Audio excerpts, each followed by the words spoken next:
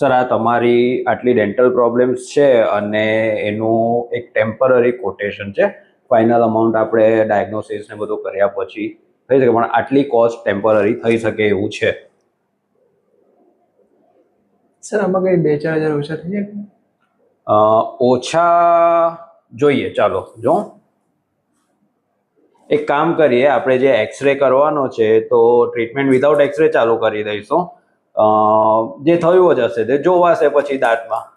એ એક્સરેની થોડી ઘણી 500-600 રૂપિયા તમારી કોસ્ટ ઓછી થઈ જશે. બીજું નવા ઇન્સ્ટ્રુમેન્ટને બદલે જે રનિંગ ઇન્સ્ટ્રુમેન્ટ છે જૂના થોડા ડિસ્કાર્ડ કરવા જેવા, એનાથી ટ્રીટમેન્ટ કરી દઈશું. ટ્રીટમેન્ટ થઈ જશે, એનાથી બી થોડી ઘણી કોસ્ટ નીચે આવશે. અને તો એસી બંધ કરી દઈશું, થોડી ગરમી સહન કરી લેજો તો ઇલેક્ટ્રિસિટીની કોસ્ટ માઇનસ થઈ જાય. સક્શન છે, સક્શન બી જરાક થોડી વારે તમારે થૂકવા માટે ઊભા થવું પડશે. એટલું થોડું ઘણું સહન કરી લેજો તો તમારા 2-4 હજાર ઓછા થઈ જશે. ના સર, જે છે એ ચાલશે પછી. ચાલશે?